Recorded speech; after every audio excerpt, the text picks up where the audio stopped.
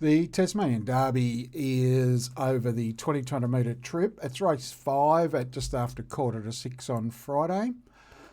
Another race that's pretty thin for chances. Have two distinct form lines out of the race as well. You've got the top two in betting in Dunkirk and Midnight Glow, who came through the same Flemington race a few weeks ago. Dunkirk subsequently raced in Launceston and won. And you've also got Cable Dancer and Abrupt, who came through the same Kilmore race. I think it virtually goes without saying, but I think a benchmark 70 at Flemington is a bit stronger than a benchmark 58 at Kilmore, but we'll have a look at both anyway.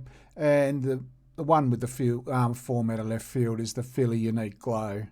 He ran a good fourth about 3 weeks ago in Hobart, and then on lost track of days.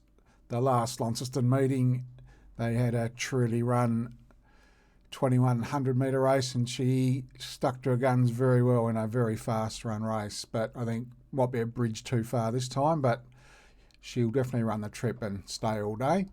But all eyes will be on the favourite. Is well found, obviously, at $1.28. Don't need to be Einstein to show, but we'll just delve into the form a little bit. As you can see here, 5 starts, 4 wins. The second, it was a tragedy beaten, was at Cranbourne. But we'll go back to that Flemington race.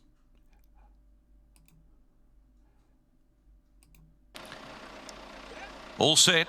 It's also got a very appealing starting price profile, if that's the type of thing that appeals to. It's never been my cup of tea, that, but so sort of walked out of the gates this day back second last.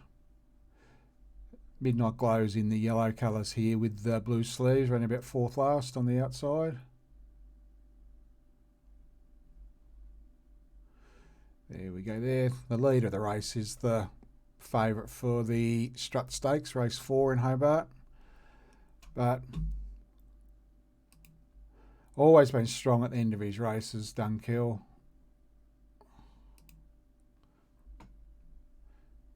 Like Midnight Glow virtually got a length in front of him, about the 150, and last 100 metres he's just exceptionally strong.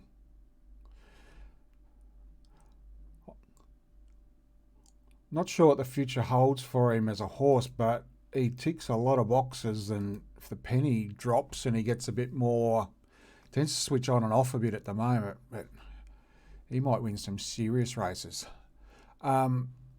And then he won in Launceston last time when I think he ran his last 600 in 33.4 at the end of 2100 because walk and dash home. So ignore the fact that he only won by a head. It was plenty of merit in the performance still given the sectional times. Just take not loading there. So we'll leave that. But we'll go and have a look at the Cable Dancer run here at Kilmore. It was over 2,000 metres as well. So if you should draws gate 1 here, or gate 2, one or the other. Yeah, gate 2 in the black, and had a little bit of a bump there in the black and gold. Dunkirk's the widest horse here working over with the pink and grey vertical stripes.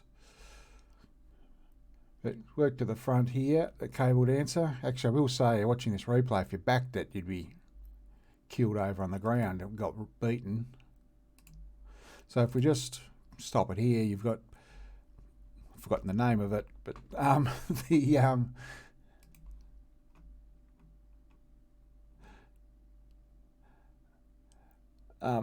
Abrupt working to the lead,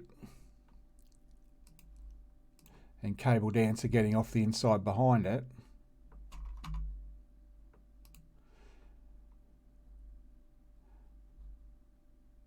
So you can see here, it looks all over a winner here, and the horse sneaking through behind them here just dive bombs them right on the line. Yeah, now you'd have the money spent here, and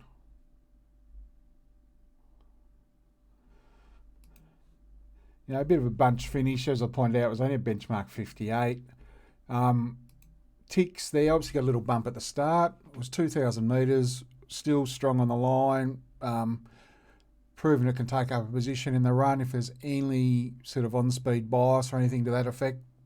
Yeah, but class-wise, it's difficult to see him mounting a case to beat the favourite, but